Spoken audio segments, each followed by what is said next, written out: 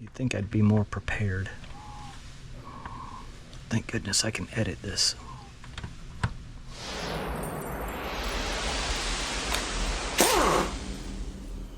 Vintage Nintendo Game Boy Color. I've had this laying around for quite a while now, and unfortunately this one does not work anymore.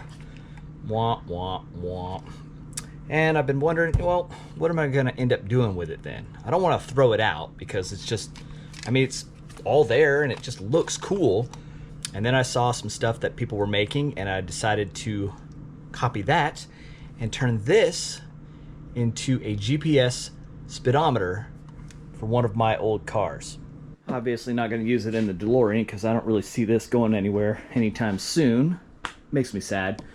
But the 308, I know for a fact that this speedometer is not correct because it just sits at like 5 or 10 miles an hour when the car's not even moving.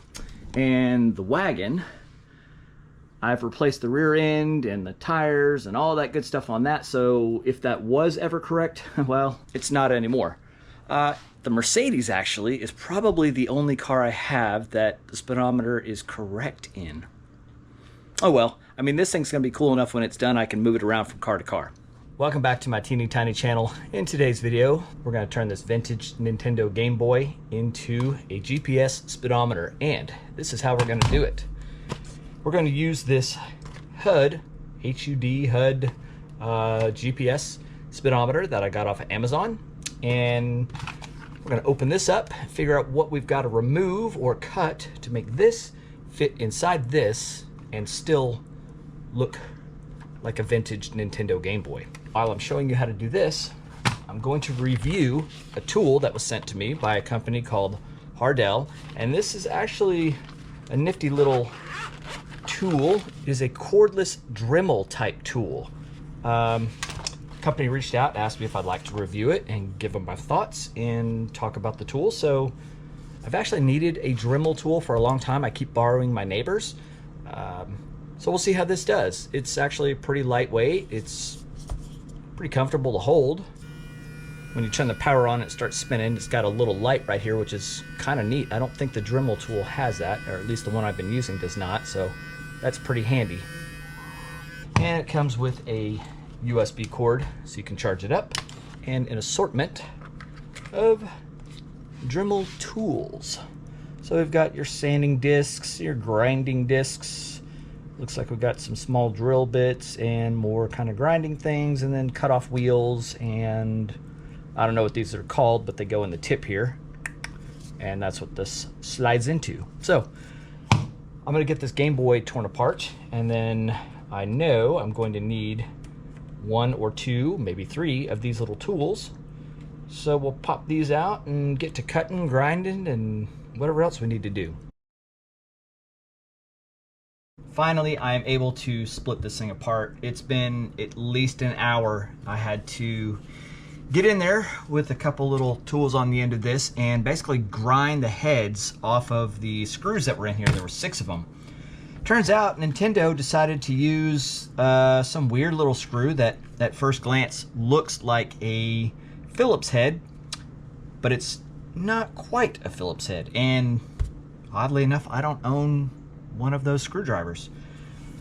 So this is what I used. But I did learn that this, on just over half power, which is, or half speed, whatever you want to call that, the battery did not run out. I fully expected this thing to run out really quick and I'd have to charge it probably a couple times, but it kept going, and I was using it for, like I said, at least an hour, and it held up. I gotta give you props there, Hardell. I had my doubts, but you proved me wrong. So battery life on this thing so far has been great.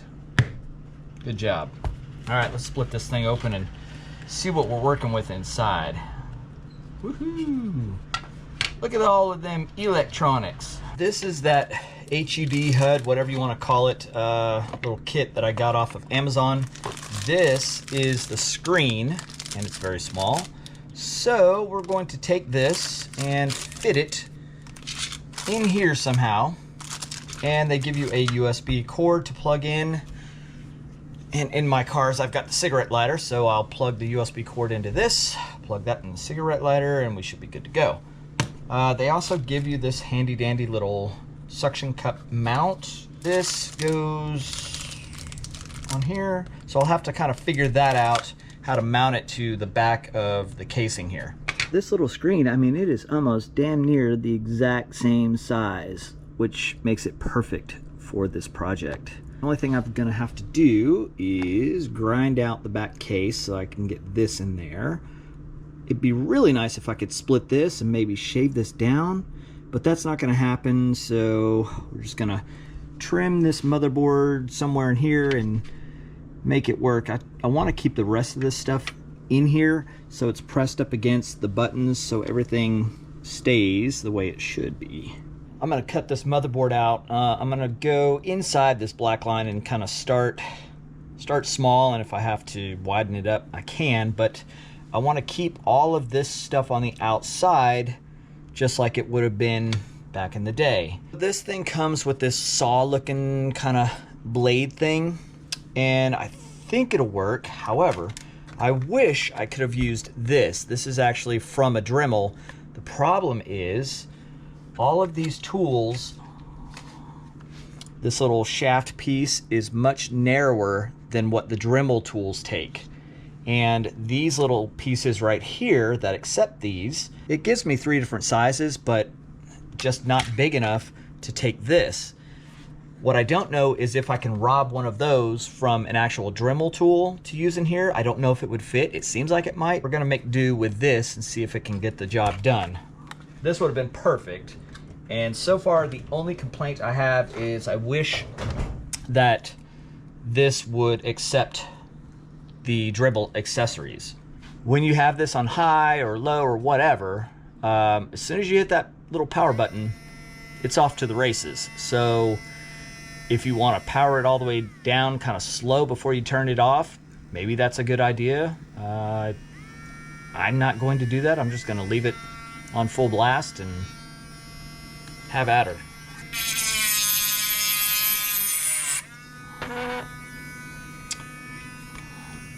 Alright, well, this little cutoff thing is not doing what I thought it would do. It is barely making a scratch in this little motherboard, and you can see this motherboard is not that thick. So let's see, I don't really have another bit in here that is gonna work, so I may have to improvise.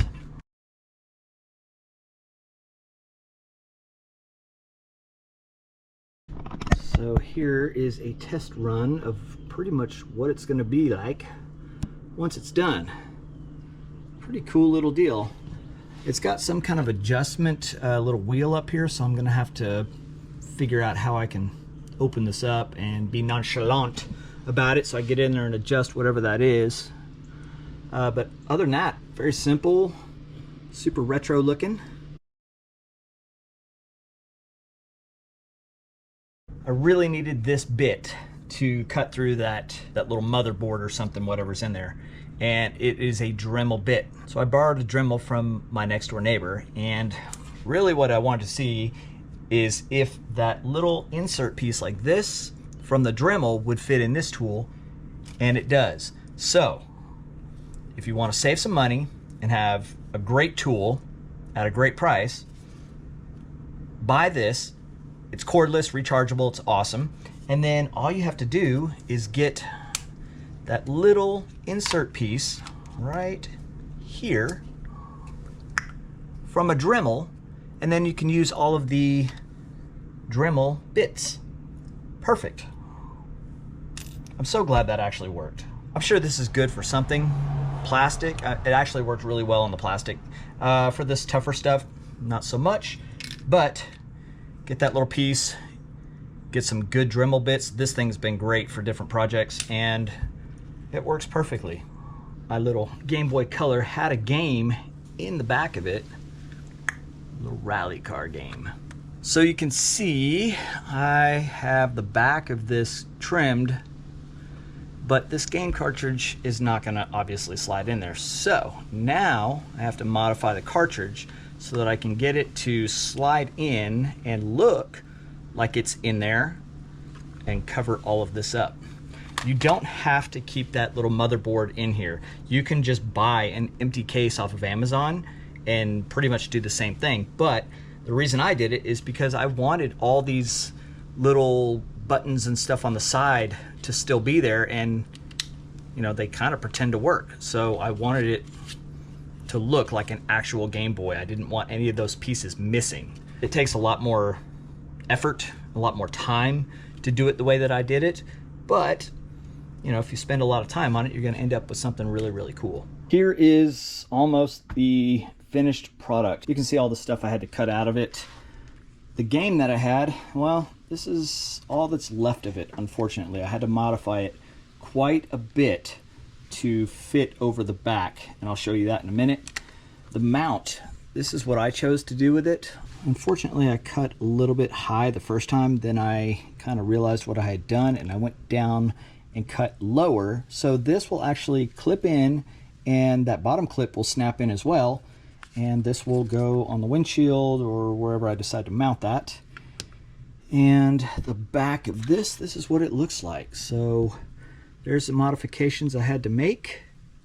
So this little piece right here comes off the inside, and it's where the game slips in, and it has 4 tiny little screws. Because I had to grind all the screws off of mine, I was actually able to just use those 4 screws to put the housing back together. So that kind of worked out in my favor. Now I slip my little cartridge in, and you can see as it goes in, I had to cut the little hole for where the wire's going to go in, but now it's going to sit in there and look like there's a game. And because this is clear, you can see through it a little bit, but it's not so bad because you're just looking at that black piece of the little GPS unit. Yeah, that's it. Then we're going to put this piece on and clip it in. There it is.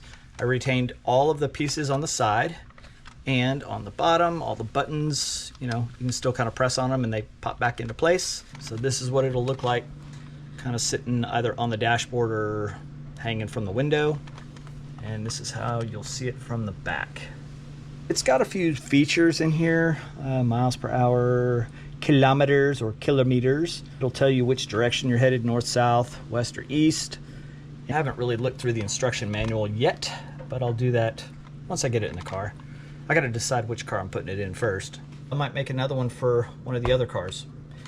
And as far as this tool goes, I finally wore the battery down. It took a while, so good job to Hardell. The battery in this thing lasted quite a long time, probably at least a couple hours, and I was using it non-stop on this Game Boy here.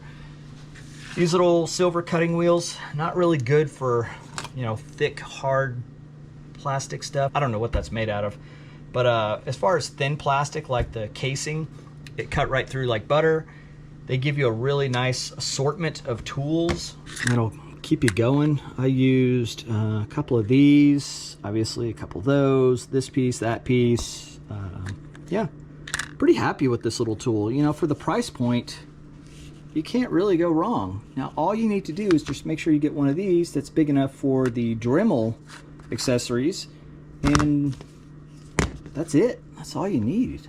I was a little skeptical at first when I saw this, and you know, made in China, whatever, but it has actually turned me into a fan. So if you're looking for a handy dandy little tool to have around for projects like this, there you go. You can find it on Amazon, and it comes in a cool little case so you can keep it all organized. And that is going to be it for today, boys and girls. Thanks so much for watching. Stay hungry, stay foolish.